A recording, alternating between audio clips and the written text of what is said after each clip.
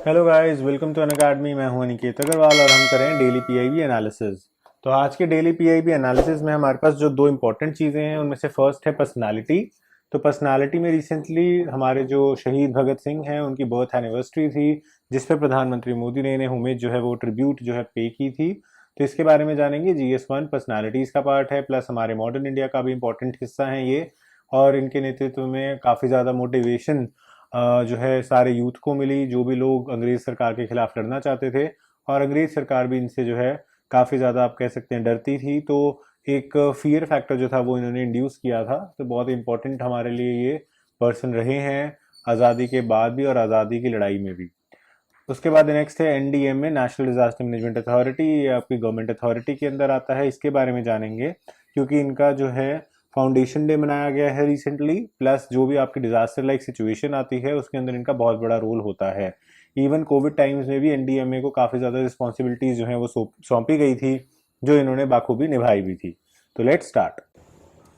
सबसे पहले आप देख सकते हैं ये भगत सिंह जी हैं। इनकी सारी की सारी पिक्चर्स, और बहुत ही यंग एज में जो है ये शहीद हो गए थे। इनको जो है फांसी दे दी थी अंग्रेज सरकार ने, राइट। तो GS1 में आते हैं, पर्सनालिटीज़ में आते हैं, मॉडर्न हिस्ट्री का पार्ट है। और प्रधानमंत्री ने इनकी जो है ट्रिब्यूट पे की इनकी बर्थ एनिवर्सरी पे। 1907 के अंदर इनका जन्म हुआ था एक सिख फैमिली में, लियालपुर, जो कि प्रेजेंट डे पंजाब, पाकिस्तान वाले पंजाब के अंदर फॉल करता है।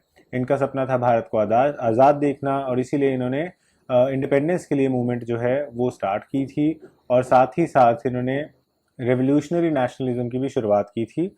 जब गांधी जी के जो मेथड्स थे उनसे उनको लग रहा था कि हमें कोई भी रिलीफ नहीं मिल रहा। प्लस चौरी चौरा मूवमेंट के बाद महात्मा गांधी ने जब नॉन कॉपरेशन मूवमेंट को कॉल ऑफ कर लिया था, तो उसके बाद तो इनका बिल्कुल ही विश्वास उठ गया था और इन्होंने जो है रेवोल्यूशनरी नेशनलिज्म की तरफ अपना सहारा लिया था, जिसके अंदर फिर काफ़ी सारे इंसिडेंट्स जो हैं इनकी लाइफ से जुड़े हुए हैं।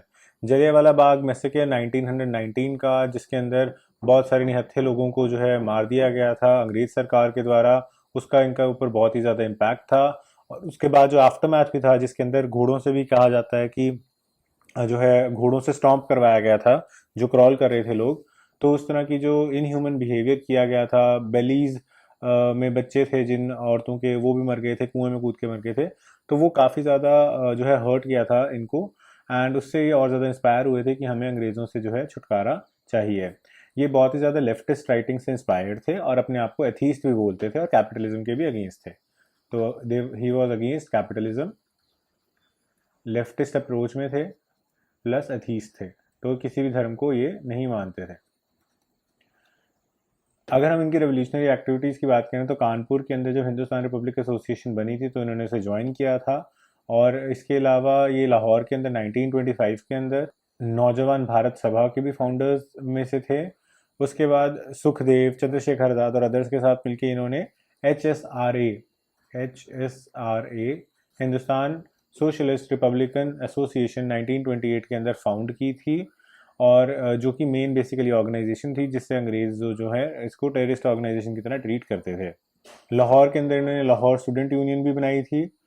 इसके अलावा अगर हम देखें तो लाहौर कॉन्स्पिरेसी केस जो है वो मेन केस था, जिसके अंदर इनको अरेस्ट जो है वो किया गया था। सेंट्रल असेंबली का बॉम्बिंग केस भी था, जिसके अंदर इन्होंने कोई भी डैमेज वाली आइटम नहीं रखी थी। और उनका फेमस डायलॉग भी है, to make the deaf hear, यानी कि बहरों को सुनाने के लिए ये आवाज़ करनी ज़रूरी थी।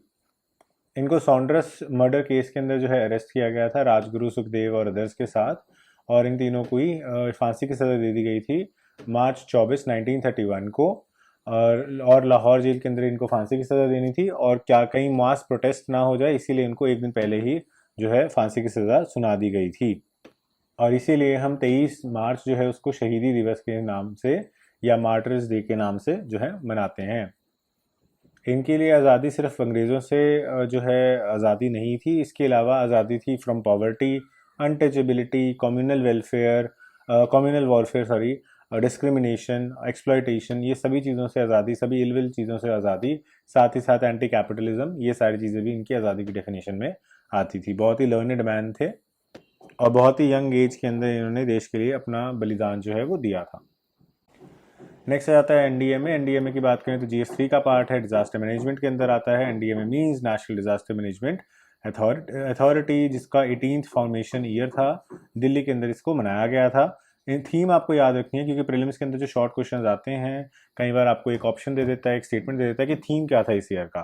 तो थीम था वॉलंटियरिज्म इन डिजास्टर मैनेजमेंट, यानी कि अपने आप से लोग आए डिजास्टर मैनेजमेंट के टाइम पे। तो ये इंपॉर्टेंट इसमें यहाँ पे हो जाता है। अगर इसकी हम बात करते हैं तो ये कैपेक्स बॉडी है, गवर्नमेंट ऑफ इंडिया के अंदर काम करती है, और ये एक स्टैट्यूटरी बॉडी है। ये इंपॉर्टेंट हो जाता है, आपको प्रीलिम में ये भी पूछ लेते हैं कि कॉन्स्टिट्यूशनल बॉडी है, स्टैट्यूटरी बॉडी है, एग्जीक्यूटिव ऑर्डर से बनी बॉडी है। तो ये स्टैट्यूटरी बॉडी है, क्योंकि जो डिजास्टर मैनेजमेंट एक्ट है 2005 में हमने बनाया था ताकि हम डिजास्टर्स को इफेक्टिवली प्रिवेंट कर सकें, तो उसके अंदर इसको जो है बनाया गया था। इनका जो विजन है वो ये है कि हम सेफ और डिजास्टर रिजिलियंट इंडिया को बनाएं, ताकि हम किसी भी तरह के डिजास्टर से एक तो जो है मिटिगेट कर सके, अगर हो गया है तो, अगर नहीं हुआ है तो हम प्रिपेयर्ड रहें, और अगर हो चुका है तो हम रिस्पॉन्स भी अच्छा दें, रिहेबिलिटेशन वगैरह भी हम अच्छे से करा सकें और मिनिमम से मिनिमम डैमेज हो। इसी की तर्ज पे स्टेट्स के अंदर SDMAs बने हुए हैं, स्टेट डिजास्टर मैनेजमेंट अथॉरिटीज, जो ये सारा का सारा काम जो है देखते हैं। अगर हम ऑल ओवर इंडिया की बात करें तो NDMA को हेड करते हैं प्राइम मिनिस्टर खुद, और इसके अंदर बहुत सारे अलग मेंबर्स भी होते हैं, और हर मेंबर का जो टेन्योर है वो 5 साल का रखा जाता है। डिस्ट्रिक्ट लेवल्स के ऊपर जो इनका कामकाज है वो DC के अंदर आता है, तो DC या DM जो है इनकी अथॉरिटी होते हैं।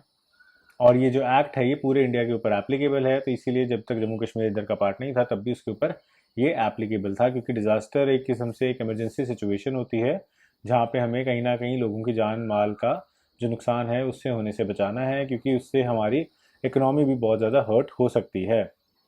इस एक्ट को काफ़ी हॉलिस्टिक बनाया गया है, और इसके अंदर फाइनेंशियल मैकेनिज्म्स भी दिए गए हैं, जैसे कि इमरजेंसी के टाइम पे आप डिजास्टर रिस्पांस फंड बना सकते हैं। तो नेशनल लेवल पे है तो national disaster response fund, state level पे है तो स्टेट डिजास्टर रिस्पांस फंड, और डिस्ट्रिक्ट लेवल पे है तो डिस्ट्रिक्ट डिजास्टर रिस्पांस फंड। हालांकि डिस्ट्रिक्ट लेवल पे नहीं होता, स्टेट लेवल पे ही होता है। स्टेट जो है अपने आप ही डिस्ट्रिक्ट्स को पैसा जो है वो डिस्ट्रीब्यूट कर देता है, जब उनके जो चेयरमैन है वो डिमांड करते हैं, और चेयरमैन ज़्यादातर DC ही होते हैं डिस्ट्रिक्ट लेवल पे। इसके अंदर सिविल और क्रिमिनल दोनों ही तरह की जो है पेनल्टीज भी प्रिस्क्राइब की हुई हैं NDM डिजास्टर मैनेजमेंट एक्ट के अंदर। अगर कोई भी पर्सन वॉयलेट करता है डिजास्टर मैनेजमेंट एक्ट के प्रोविजंस को, तो वो सारी की सारी चीज़ें आपकी आ जाती हैं with respect to violation of law, और उसके अंदर भी आपके जो सज़ा है वो ज़्यादातर DC या DM जो होता है वो खुद ही दे देता है। सेम ही पर्सन होता है, जब वो सिविल काम कर रहा होता है रेवेन्यू का तो DC बोल देते हैं, जब वो CRPC के अंतर्गत मजिस्टीरियल वर्क कर लेता है तो वो DM हो जाता है। So this was it for Disaster Management Authority. So with this we have completed the topic. I hope आपको वीडियो अच्छी लगी होगी। अगर अच्छी लगी तो लाइक, सब्सक्राइब एंड शेयर ज़रूर कर दीजिएगा, ताकि इससे हमें मोटिवेशन मिलती रहे। अगर आप UPSC CSC की अच्छे से प्रिपरेशन करना चाहते हैं तो अब मैं रिकमेंड करूंगा आपको कि आप UPSC का अनअकैडमी का सब्सक्रिप्शन लें जनरल स्टडीज़ के लिए, जिसके अंदर आपको प्लस, आइकॉनिक और लाइट 3 वेरिएंट्स मिल जाते हैं। प्लस वेरिएंट के अंदर आपका फुल कोर्स रहता है, आइकॉनिक के अंदर आपको 1-on-1 लाइव मेंटरशिप मिल जाती है, जिसके अंदर अगर आपको कोई भी सपोर्ट चाहिए, मोटिवेशन है, स्ट्रैटेजी बिल्डिंग है, उसके अंदर आपको एक डेडिकेटेड अनअकैडमी का ट्यूटर जो है आपको लगातार आपके टच में रहेगा, हेल्प करता रहेगा। और अगर आप एक वेटरन एस्पिरेंट हैं, आप ऑलरेडी कई बार तैयारी कर चुके हैं और आपके अंदर कुछ कमियां जो है वो रह गई हैं, जिसके लिए आप सिर्फ टेस्ट सीरीज एक्सेट्रा या रिवीजन क्लासेस को ज्वाइन करना चाहते हैं, तो आप लाइट कोर्स को भी ऑप्ट कर सकते हो। सभी कोर्सेज के अंदर आपको अट्रैक्टिव EMI ऑफर्स और लॉन्ग टर्म प्लान्स के ऊपर डिस्काउंट्स जो हैं वो भी मिल जाएंगे। जो भी कोर्स आप चूज़ करते हैं उसके अंदर पूरे पैसे देने की ज़रूरत नहीं है। आप यूज़ करिए मेरा कोड ANI7, ये मेरा रेफरल कोड है, इसको आप यहाँ पे डालेंगे तो प्राइसेस जो है 10% से डिस्काउंट हो जाएंगे किसी भी कोर्स में, किसी भी ड्यूरेशन के कोर्स में। चाहे आप 1 साल का लें, 2 साल का लें, 6 महीने का लें, या फिर आप प्लस लें, आइकॉनिक लें, लाइट लें, सभी में आपको ये बेनिफिट जो है वो मिलेगा। एंड उसके बाद आपको करना क्या है, इसका स्क्रीनशॉट मुझे टेलीग्राम पे भेजना है। Once you send me on Telegram I will add you to my group. And उसके बाद आपको कोई भी डाउट्स हों, कोई भी गाइडेंस चाहिए हो विद रिस्पेक्ट टू अनअकैडमी, या कोई भी और हेल्प चाहिए हो विद रिस्पेक्ट टू रिसोर्सेज या अनअकैडमी से रिलेटेड, या कोई आपको नोट्स चाहिए, तो वो सारी चीज़ें मैं आपको हेल्प कर पाऊँगा। So this was it for today's video. I hope you like this video और आपको कुछ जानने को मिला होगा। So thanks for watching, have a nice day.